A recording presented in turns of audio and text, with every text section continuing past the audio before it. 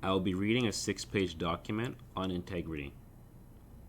This document is an interview that was done by Karen Christensen, and she was interviewing Michael C. Jensen.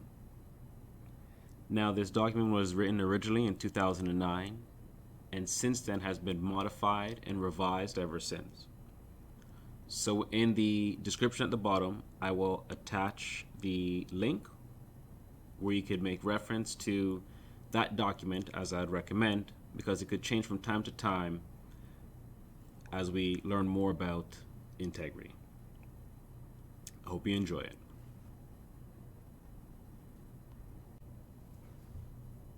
Integrity. Integrity is a matter of a person's word, nothing more and nothing less. Michael Jensen explains. There is some confusion between the terms integrity, morality, and ethics. How do you differentiate them? These three phenomena are widely understood to provide standards of correct behavior, but people generally get them mixed up. The primary differentiation I make between them is to distinguish integrity from morality and ethics. Integrity is purely positive proposition. It has nothing to do with good versus bad. Think for a moment about the law of gravity. There is no such thing as good or bad gravity, like integrity. It just is. Morality and ethics, on the other hand, are normative concepts in that they deal with matters of good or bad, right versus wrong. Morality refers to society's standards of right and wrong behavior for individuals and groups within that society, while ethics refers to the normative set of values that apply to all members of a group or organization. Thus, both morality and ethics relate to desirable versus undesirable behavior. You define integrity as what it takes for a person to be whole and complete. What does this look like in daily life? An individual is whole and complete when their word is whole and complete, and their word is whole and complete when they honor their word. We can honor our word in one of two ways. First, by keeping our word and on time, or second, as soon as we know that we won't be keeping our word, we inform all parties counting on us to keep our word and clean up any mess that we've caused in their lives. When we do this, we are honoring our word despite having not kept it, and we have maintained our integrity. If you are serious about being a person of integrity, you will think very carefully before giving your word to anyone or anything, and you will never give your word to two or more things that are mutually inconsistent. As they should, many people focus on the importance of keeping their word.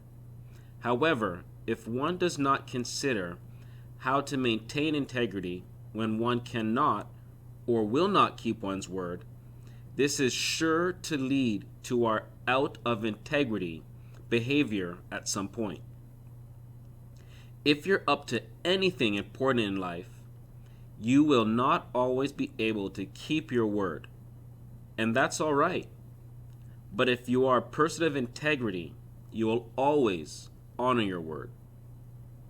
Integrity is important to individuals, groups, organizations, and society because it creates workability. Without integrity, the workability of any object, system, person, group, or organization declines. And as workability declines, the opportunity for performance declines. Therefore, integrity is a necessary condition for maximum performance. As an added benefit, honoring one's word is also an actionable pathway to being trusted by others. You believe that a key aspect of integrity involves the relationship one has with oneself. Please explain the importance of this.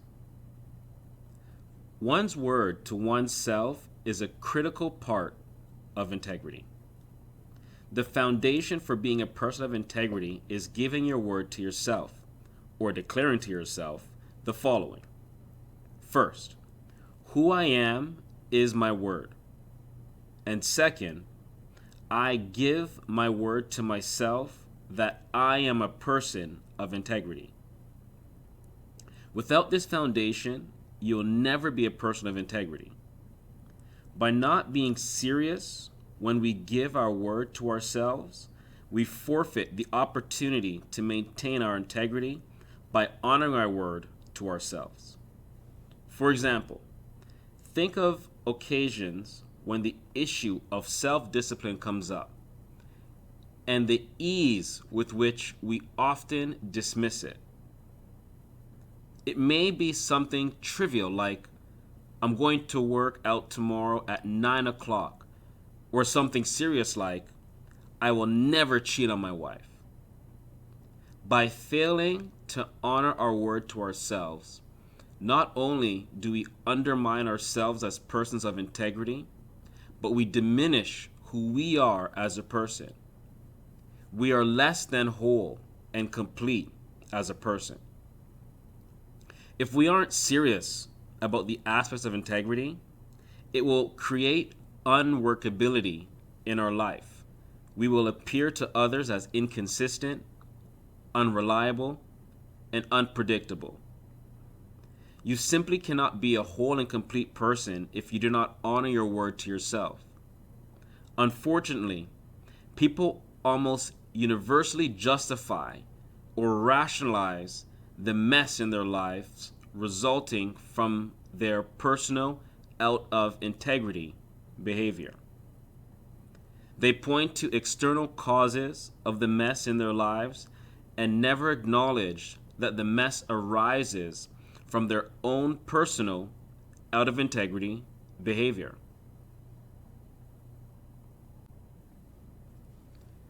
Your ontological law of integrity says that integrity has a critical effect on business, increased performance. How does integrity translate into performance? As I've said, integrity is a necessary condition for maximum performance. That is, if something is in integrity, is whole, complete, unbroken, it has maximum workability. But because it takes more than workability, a product of integrity, alone to realize maximum performance, integrity is not a sufficient condition for maximum performance.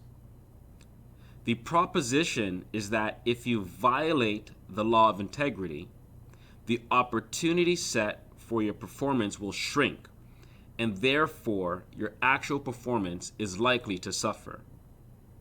As with the gravity analogy, this is just a plain fact. If you attempt to violate the law of gravity without a parachute, you will suffer severe consequences.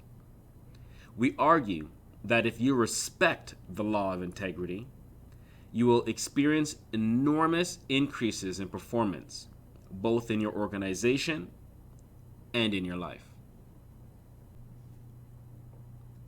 You believe the effects of out of integrity behavior are significantly more damaging than most people believe. Please discuss. People tend to view integrity as a virtue that is nice to have, but not as something that is directly related to performance. They fail to link the difficulties in their lives or in their organizations to out of integrity behavior. But the increases in performance that are possible by focusing on integrity are huge. I'm not talking about a 10% increase in output or productivity. It's more like a 100 to 500%. At my organization, the Social Science Research Network, SSRN, After 3 years of implementing these notions, our CEO, Greg Gordon, will tell you that we've seen in excess of a 300% increase in output, with essentially no increases in inputs, and our people are happier. Objects and systems can also have integrity. Please explain. Integrity for objects and systems is a matter of the components that make up the object or system and the relationship between those components. Three critical aspects are their design, the implementation of the design, and the use to which the object or system is put. If an object or system is to have maximum opportunity for performance, it must have integrity in each of these aspects. The design must be capable of fulfilling the purpose for which it was designed. For example, to provide transportation or flotation.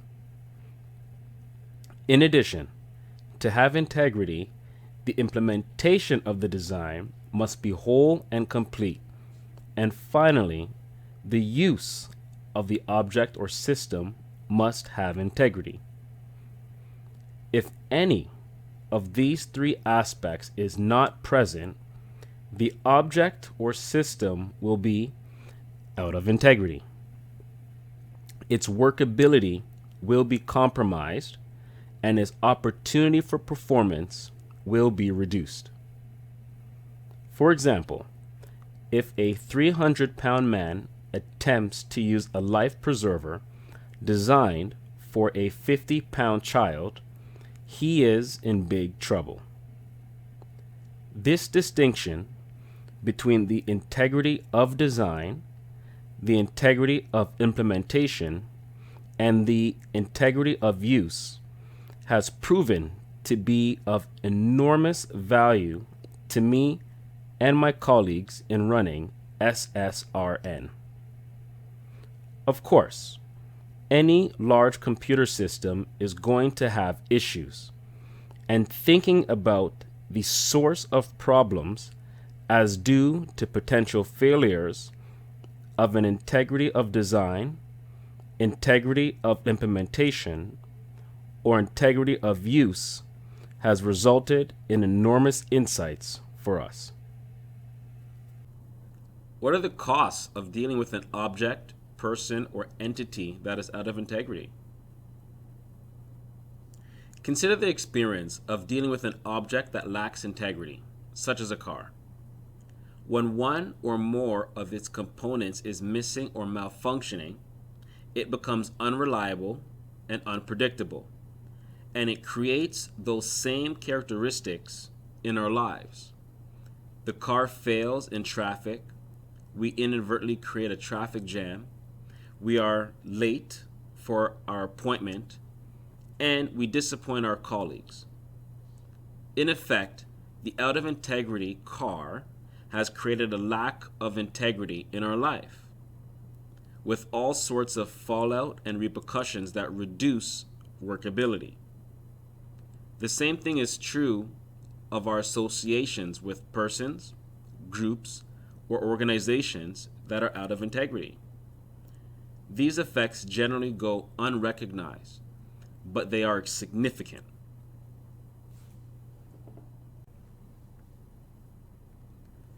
How does cost-benefit analysis affect integrity? This is a great failure of the curriculum of every business school I know. We teach our students the importance of conducting a cost-benefit analysis in everything they do. In most cases, this is useful, but not when it comes to behaving with integrity.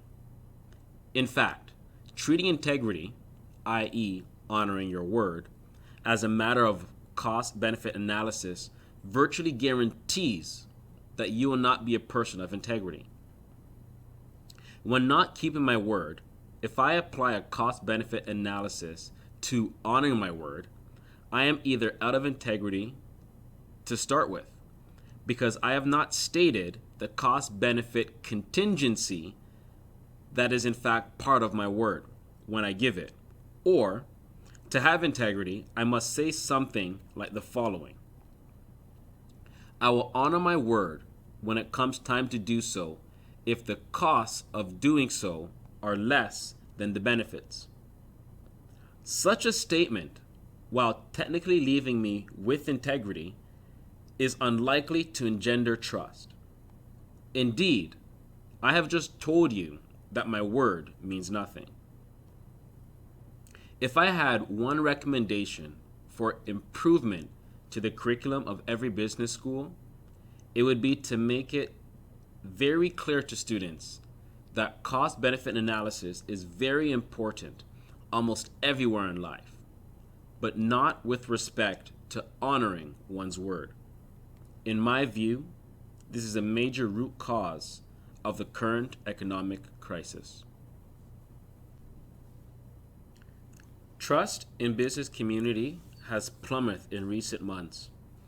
What has to happen for it to be restored? Out of integrity behavior has been pervasive, both on an organizational and an individual basis.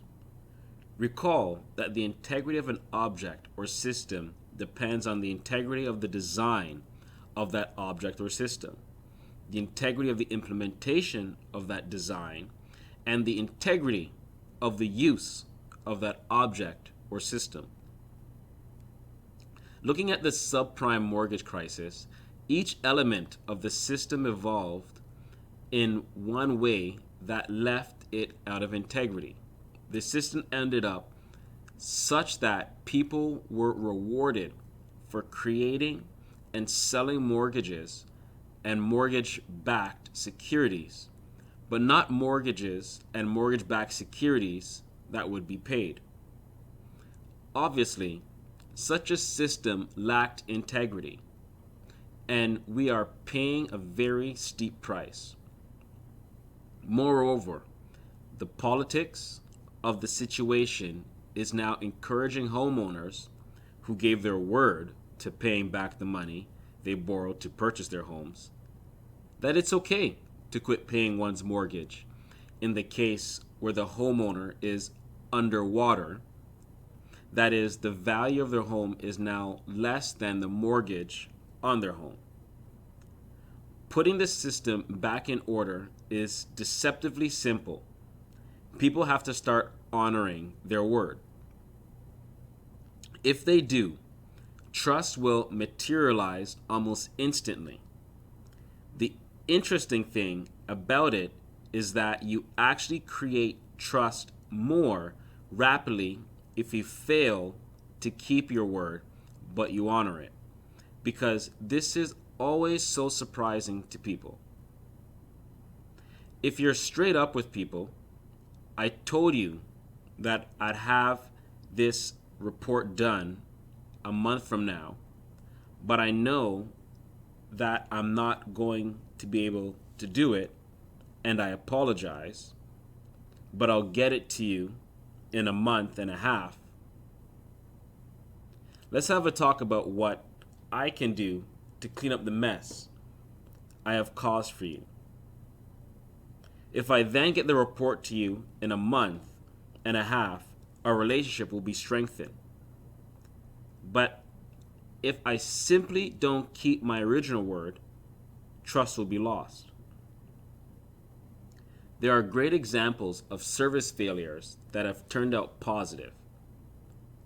Bittner, Booms, and Tretor, in their study, The Service Encounter, Diagnosing Favorable and Unfavorable Incidents, Journal of Marketing, 1990, page 80 to 81, found that 23.3% of the memorable, satisfactory encounters involved difficulties attributed to failures in core service delivery. From a management perspective, this finding is striking. It suggests that even service delivery system failures can be remembered as highly satisfactory encounters if they are handled properly. One might expect that dissatisfaction could be mitigated in failure situations if employees are trained to respond, but the fact that such incidents can be remembered as very satisfactory is somewhat surprising. They give the following example. A husband and wife had a reservation for a hotel room. They arrived at the hotel. It was completely filled with no fault of the hotel. People just hadn't checked out as planned. Unfortunately, the front desk staff wasn't able to find the couple another room in the city, so they failed to keep their word. But they did honor it. They took a small dining room in the hotel, put in some cots and pillows and bedding, and made a bedroom out of it. In the end, the family rated this as one of their outstanding service experience. Honoring one's word is truly an amazing phenomenon, and my colleagues and I are eager for people to implement it in their lives and in their organizations. As with the law of gravity, the end result is guaranteed.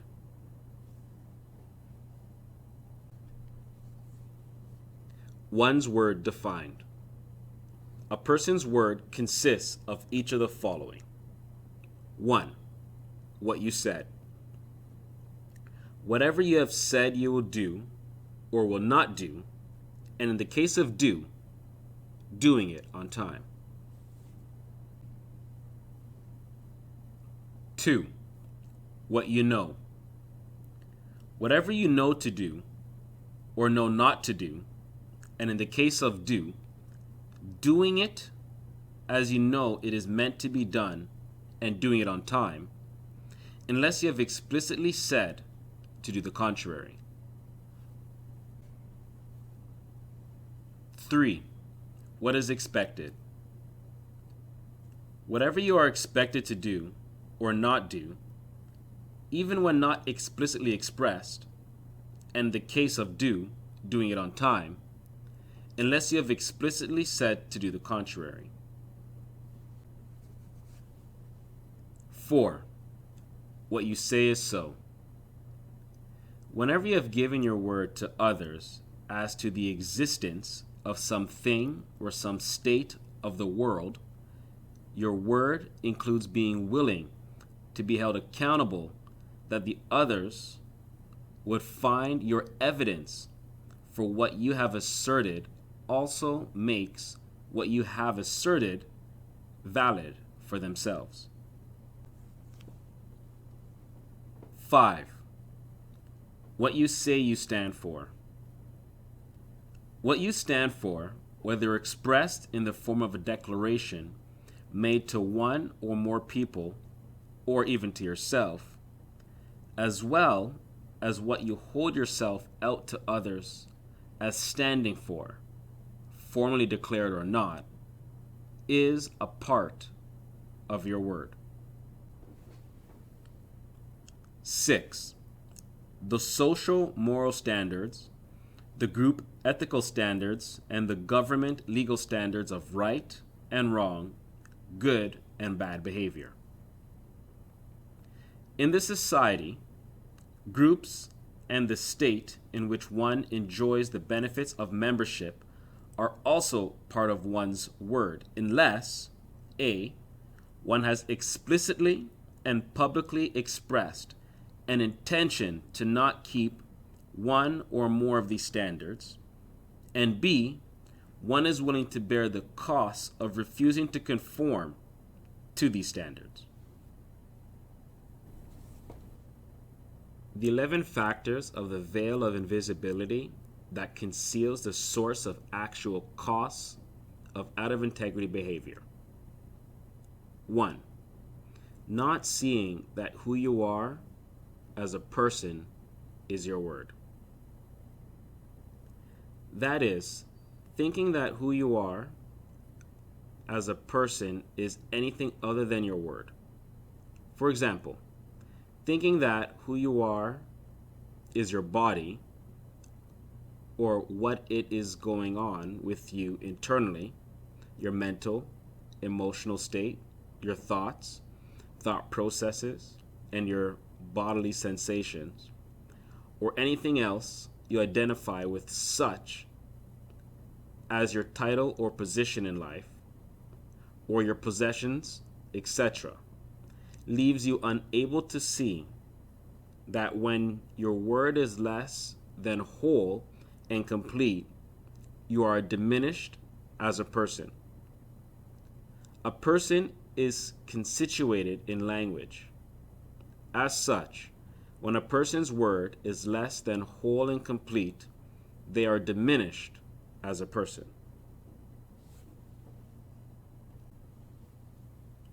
Number 2, living as if my word is only what I said, word 1, and what I assert is true, word 4. Even if we are clear that in the matter of integrity, our word exists in 6 distinct ways, most of us actually function as if our word consists only of what I said or what I assert is true. This guarantees that we cannot be men or women of integrity. For us, words 2, 3, 5, and 6 are invisible as our word. Word 2, what you know to do or know not to do. Word 3, what is expected of you by those with whom you wish to have a workable relationship, unless you have explicitly declined those unexpressed requests. Word 5, what you stand for. Word 6, moral, ethical, and legal standards of each society, group, or governmental entity of which I am a member. When we live, function in life, as though our word is limited to word 1, what I said, and word 4, what I say is so, we are virtually certain to be out of integrity with regard to our word as constituted in words 2, 3, 5, and 6. In such cases, all the instances of our word, be it the word of an individual or an organization, that are not spoken or otherwise communicated explicitly, are simply invisible as our word to such individuals and organizations.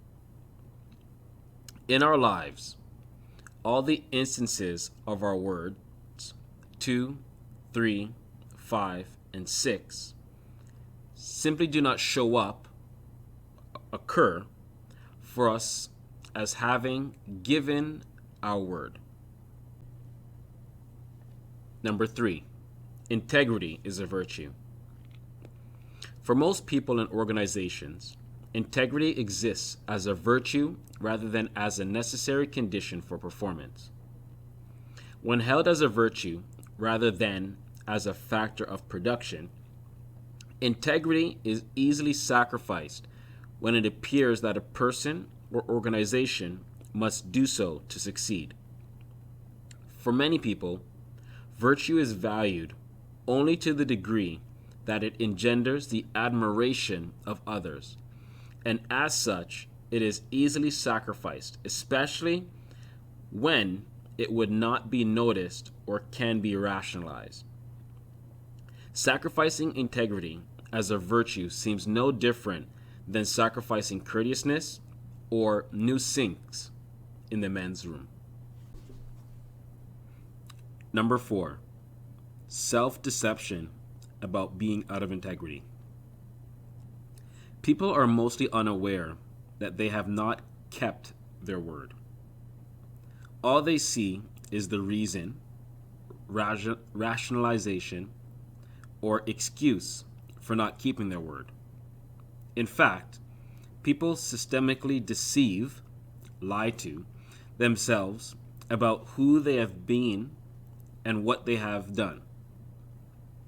As Chris Argyris concludes, put simply, people consistently act inconsistently, unaware of the contradiction between their espoused theory and their theory in use, between the way they think they are acting and the way they really act. And if you think this is not you, you are fooling yourself about fooling yourself. Because people cannot see their out of integrity behavior. It is impossible for them to see the cause of the unworkability in their lives and organizations, the direct result of their own attempts to violate the law of integrity. Number 5, integrity is keeping one's word. The belief that integrity is keeping one's word, period, leaves no way to maintain integrity when this is not possible, or when it is inappropriate, or when one simply chooses not to keep one's word. This leads to concealing, not keeping one's word, which adds to the veil of invisibility about the impact of violations of the law of integrity.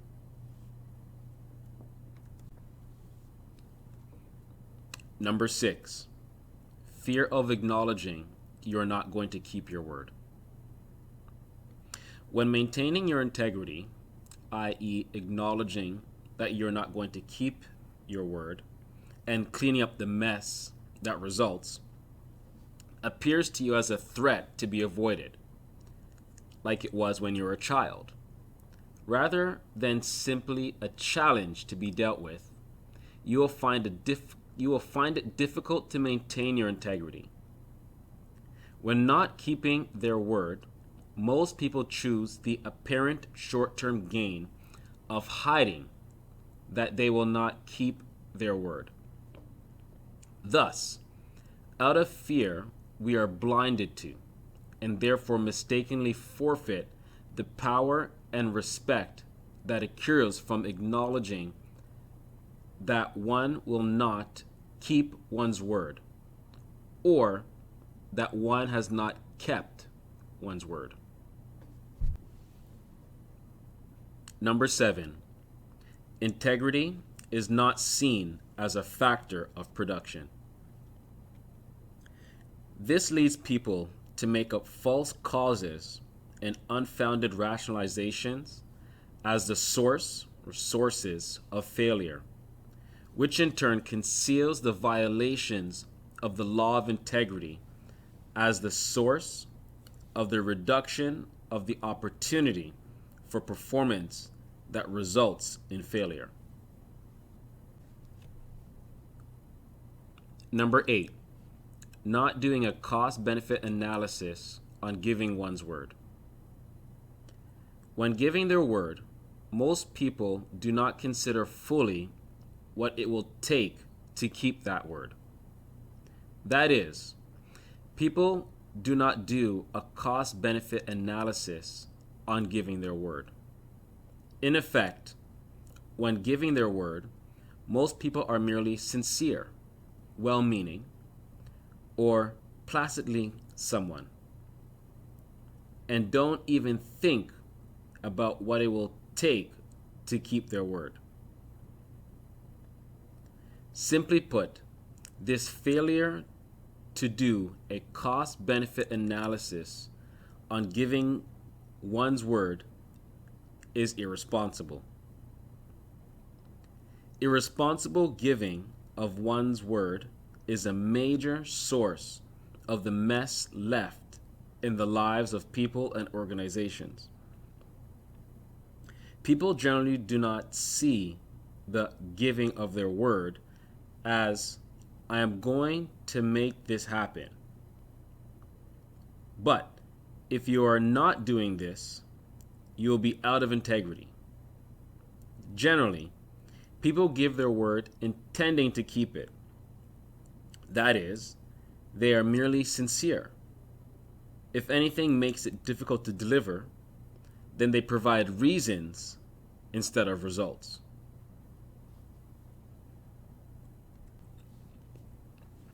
Number 9, doing a cost-benefit analysis on honoring one's word. People almost universally apply cost-benefit analysis to honoring their word. Treating integrity as a matter of cost-benefit analysis guarantees you will not be a trustworthy person, or, with a small exception, a person of integrity. If I apply cost-benefit analysis to honoring my word, I am either out of integrity to start with because I have not stated the cost-benefit contingency that is in fact part of my word. I lied. Or to have integrity when I give my word, I must say something like the following: I will honor my word when it comes time for me to honor my word if the costs of doing so are less than the benefits. Such a statement, while leaving me with integrity, will not engender trust. In fact, it says that my word is meaningless. Number 10, integrity is a mountain with no top. People systematically believe that they are in integrity, or if by chance they are at the moment aware of being cut out of integrity, they believe they will soon get back into integrity. In fact, integrity is a mountain with no top. However, the combination of 1, generally not seeing our own out of integrity behavior, 2, believing that we are persons of integrity, and 3, even when we get a glimpse of our own out of integrity behavior, assuaging ourselves with the notion that we will soon restore ourselves to being a person of integrity keeps us from seeing that, in fact, integrity is a mountain with no top. To be a person of integrity requires that we recognize this and learn to enjoy climbing. Number 11, not having your word in existence when it comes time to keep your word. People say talk is cheap because most people do not honor their word when it comes time to keep their word. A major source of people not honoring their word is that when it comes time for them to do so, their word does not exist for them in a way that gives them a reliable opportunity to honor their word. Most people have never given any thought to keeping their word in existence, so that when it comes time for them to keep their word, there is a reliable opportunity for them to honor their word. This is a major source of out of integrity behavior for individuals, groups, and organizations.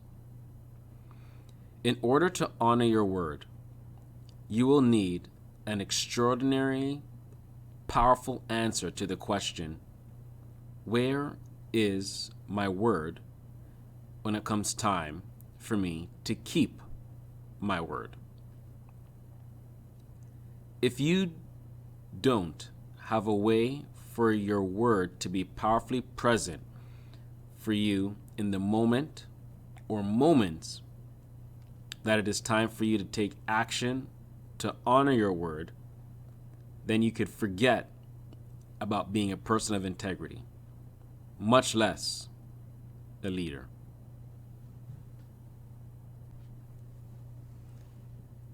Integrity, morality, and ethics defined.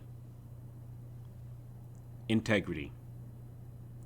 A state or condition of being whole, complete, unbroken, unimpaired, sound, in perfect condition. Morality.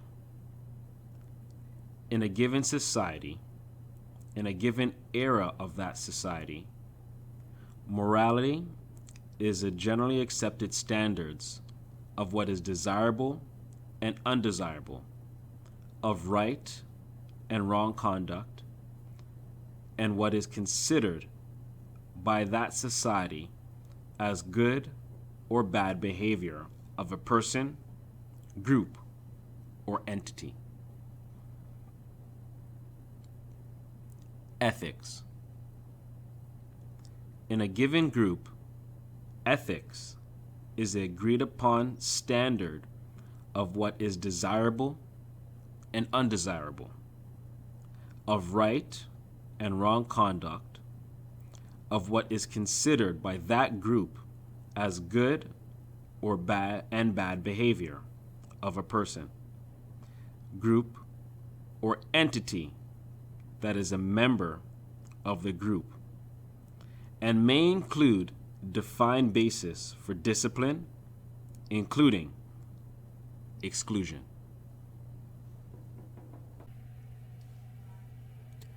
So that concludes the integrity document. I really do hope that you enjoyed the document, you take it, you apply integrity in your life, and by virtue increase performance, increase the quality of your life, and increase the relationships around you. And that is my hope, that is my inspiration, that is my prayer. Have yourselves a powerful, powerful day.